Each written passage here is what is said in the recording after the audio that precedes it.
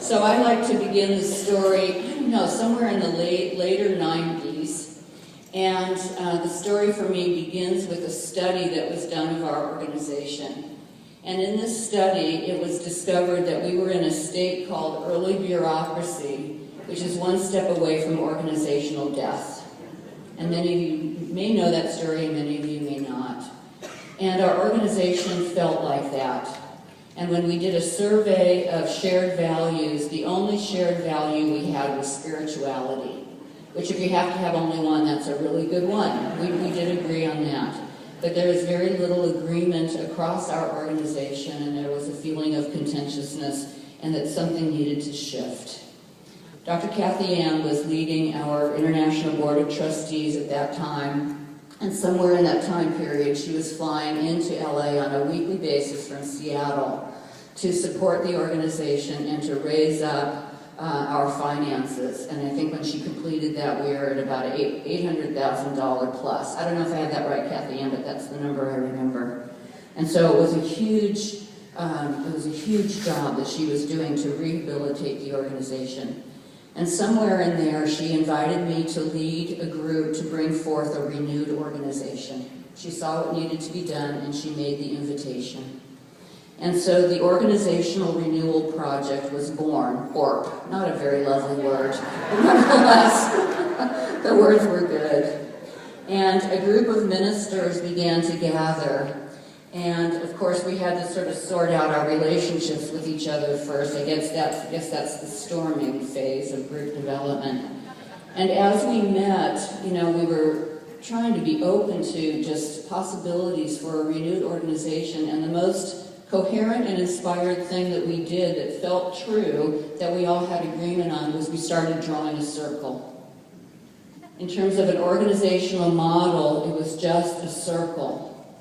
And right about that time, Dr. Roger Teal said, I have a feeling that if a small group of people could lock themselves in a room for 3 days, they could bring forth a new organization.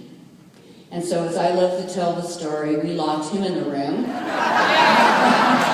And Dr. Christian was there, and Michael Beckwith was there, and I was there. We met at Agape.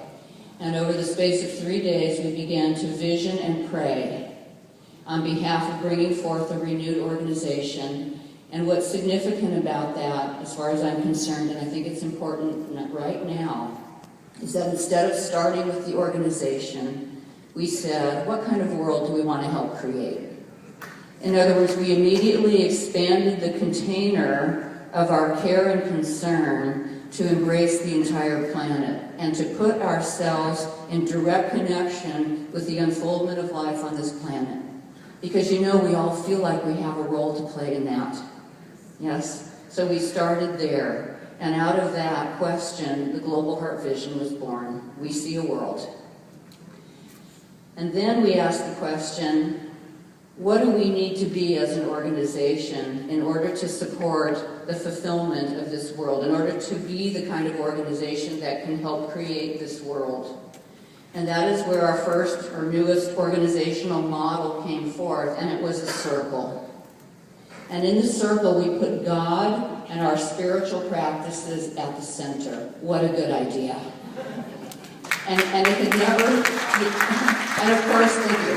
And of course, we had God at the center, all of us, but we had never seen it on paper in that way. So from God at the center, our spiritual practices, we started doing spiritual practice before and after, or at the beginning and ending of every meeting. That wasn't always done that way. And then from that center point, all of the rest of the organization went out into expression. The concept of shared leadership. And it was our intention to have an organization that was round and level. There are natural hierarchies always in leadership. The intention was to have the whole organization communicate with itself across all lines, and that everybody work together as leaders together in the fulfillment of the organizational idea. And then after that question, we said, now who do we need to be as people in this organization? And it was in that moment that our shared values and our guiding principles and practices were articulated. And so this came forth as the organizational design model. Dr. Roger Teal did a huge job in putting the words for that together. And in 2000, we had a meeting, I think we were in Anaheim, is that where we were? Long Beach, see, that's a blur, selective memory. Long Beach. And Dr. John did an amazing open space process at that time that got us into the feel of community-wide communication. And at that point, the new model was accepted. And we began a culture shift. We began a cultural shift to become, and immediately to practice the consensus model, to be in collaborative leadership. We knew it was a good idea. We had no idea what it was going to be like, but it began. Dr. Edward led the transition team for about 2 years, transitioning from the old model into the new, and I acknowledge him and thank him. It's like standing firmly in midair. He shepherded this new organization. And in 2002, elections were held. Dr. Peacher was elected as our first, she was elected to the Core Council and became our first chair. I came on as community spiritual leader, and we were off and running. And somebody described the experience as tinkering with the plane while it was going down the runway. And that's exactly what it felt like, that we were working on the organization while we were doing the work of the organization. It was an incredibly dynamic plan. I'm laughing because I remember somebody saying, "We don't know what we're doing," and I said, "We better start knowing what we're doing." So in that process, and it's said that it takes about 16 years to change a culture. So in a way, we're slightly short of that, but I'm so happy to tell you that in the visioning process for the new organizational model, the same questions were asked. 3 really valid questions, and they're woven in and through the new design model, and I hope you will take time to read that. But back to the other story. In the process of all of this, we began to address some very old conversations. Some old conversations that were becoming non-productive conversations because all they did was surface polarity. One was, would we or wouldn't we move out of Los Angeles? We did. First we moved to Burbank, and then we moved to Golden, Colorado, and we're able to be property owners again in our beautiful building at 8,000 feet, yes. And I want to acknowledge the Move Corps involved at that time. Dr. Peacher was there, Eileen Flanagan, Walter, Drew, other people, and thank you, because they held the vision for me to catch up with it, and we did that. We were getting weary of that question, are you Christian Science or Scientology? Yeah. And a study was done, actually a name change study was done, and Center for Spiritual Living won out. In fact, United Center for Spiritual Living won out. And I'm never asked those questions in that way anymore. People say, I say Centers for Spiritual Living. I said that to a taxi driver, and he said, what a good idea. Total change. Total. Third question, would we or wouldn't we seek a coherent organizational identity? Would we actually do the work to figure out what we stand for in a way that could be expressed to the world in a way that people outside of our organization can hear? Would we or wouldn't we stop becoming a little insiders club and actually open up so other people could join us? We did. And so we became United Centers for Spiritual Living. The branding work has been done. Do come to that meeting on Wednesday. And then finally, the mother of all conversations. Would we or wouldn't we come back together with Religious Science International? And so it is answering that question and completing that conversation that has brought us here. And we have done it, and it's a wonderful, wonderful thing.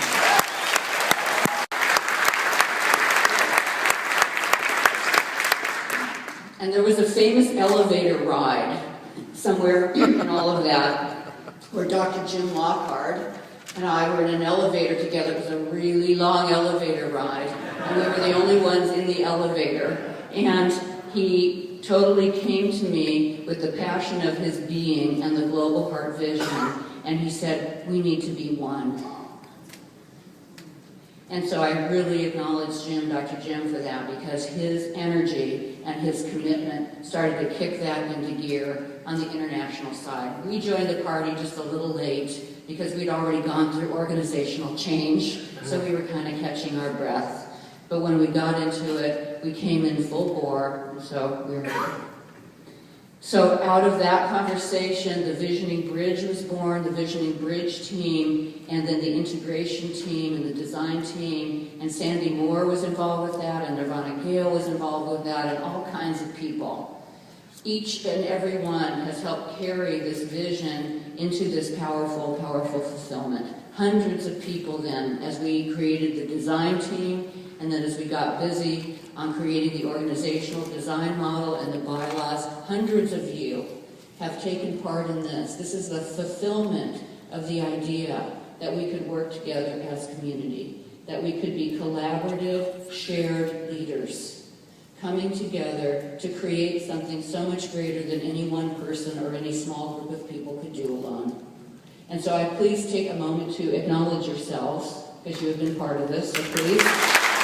And somewhere in all of this, Dr. Ken and I just developed our partnership and integration and our friendship, and we started traveling around and speaking together, and it's a joy, of course, to do that. And last year, we approved the org model and the bylaws and the affiliation agreement, and now we're here today to finish the process and to elect our new leaders. Just 3 of them. And again, all of you could be acknowledged, but I want to acknowledge Dr. Harry, where did I just see you, for carrying the banner of New Thought as a whole. And that is a vision that is still to be fulfilled. And so may we acknowledge Dr. Harry.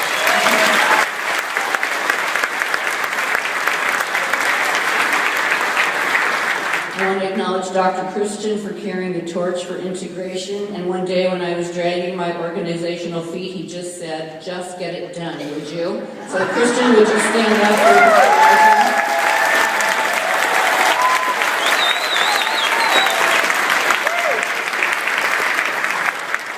And the other acknowledgement is to Dr. Chris Michaels, who from his experience at the Berlin Wall, we were sitting in Kansas City together, and he said, you know, you don't have to know how it will be, just take the wall down.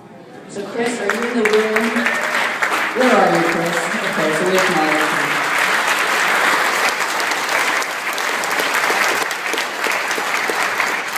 I want to honor and acknowledge all of our staffs who have served through time. I want to acknowledge the incredible legacy of United Church of Religious Science, the long legacy, the long good legacy, starting with Ernest Holmes and all the stories that I can't tell, but that Marilyn can. Marilyn can. All the stories of all the good and all of the development.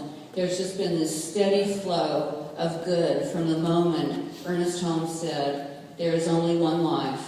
This life is good, this life is God, this life is my life now. He set our movement in motion with those words. And it's been a streaming forward of good from that moment to now. Absolutely.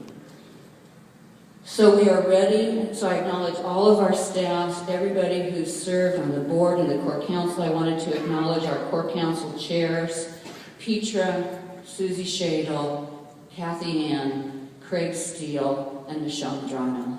So would you all stand for me?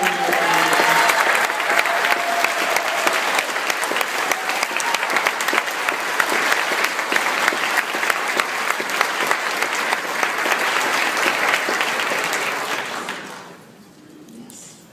And so now